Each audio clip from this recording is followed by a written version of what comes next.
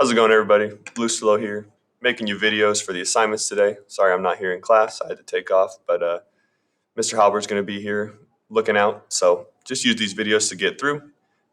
He's been a science guy for a real long time. If you got questions, I'm sure he can help you. But hopefully everything you need you find in this video. Your first assignment of the day is called Class Genetics Results. This is the data we collected from our genetics survey yesterday, all those questions you guys answered. And so I compiled it across all 4 classes to get us the information here. 14 people answered, so the 14 of you guys that submitted results, I appreciate that. But pay attention to which traits are dominant and which are recessive. You'll notice that just because a trait is dominant does not always mean it's the most common. Right? I got red traits, dominant traits highlighted in red, recessive traits highlighted in blue. You can go through and look at the different ones if you can remember what you picked for all these. You can see there's examples like dimples and freckles and curly hair where all those are dominant traits, yet they don't show up more common in our class. Right? We have more of the recessive traits in those situations. So look through all of them, just see how the results turned out, see if you have the rarer trait or the less rare trait in the class, see if you got the dominant trait or the recessive trait. And those traits will kind of come through in our next assignment called Punnett squares. You'll see why that dominant and recessive matters a little bit more. But for this first assignment, we're going to be making 2 different graphs. Okay, so for the first one, you're going to choose 3 of the characteristics above. So you could pick allergies, hairline, colorblind. You could do chin clef, hand clasping, handedness, whatever you want to do, any 3. And create a bar graph that shows the breakdown of dominant and recessive traits in the class. So I'm going to show you how I like to do that. If you know how to make a graph your own way, feel free. If you want to do it my way, just follow along, copy me. And so from the home page of Word, this is where I like to make it. You just go to Insert here at the top. Chart is right here. I swear before I've gone here and it's missing. So if you're ever missing it, you can always just go to search and type in chart and it'll pop up right there, add a chart. But I see it right here under Insert, so I'm going to click Chart. Right from the start, it should preset to column and clustered column. That's exactly what we want. If not, just double check that you're on column and you're on clustered column and press OK. So everything we're pretty much going to do with this chart actually deals with this little Excel box that popped up. You can look at the chart and look back at this box to kind of get an idea of what you're looking at. Notice where it says category 1, category 2, category 3, category 4 is also right here. Category 1, category 2, category 3, category 4. So as I change those, it changes them on the graph. So we're going to be changing this as we go.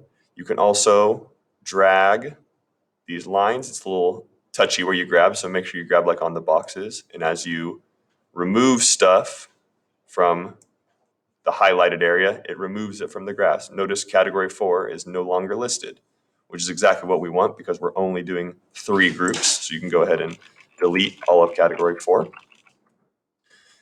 Additionally, right now we have 3 bars for every single category, and we only want 2, right? Because we're dealing with dominant and recessive. So I'm going to get rid of that series 3 as well. And now we're ready to go. So right here, the categories, right, those are our x-axis, which is going to be our traits. So I'm going to go ahead and pick 3. Let me pull this over. I'm going to do, let's do dimples. I'm going to do dimples as my first one. So I'm going to put dimples right here. I'm going to do hair. Hair is our number 2. And I'll do taco tongue as my last one. So I'll put taco tongue right here. Right, and you'll notice that changed on the graph now, right? I got my 3 x-axes, my 3 variables there. So now what we can change, right? We see series 1, series 2, we got to change those as well, right? This is that key I told you at the bottom where we're going to talk about dominant and recessive. So I'm going to put dominant first. I'm going to put recessive second. Now I just got to make sure that as I put this data in, I put it in the right place. My dimples, my dominant trait is the red one. I need to put that 5 here. My recessive is 9, so I'm going to put that here. You'll see the chart changes all on its own for you. So for hair, my dominant is 3. My recessive is 11.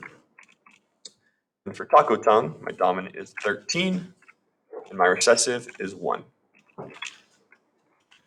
So from there, we got a pretty good graph, right? We got a good looking graph here. This is just what I want. I want x-axes for all 3 traits.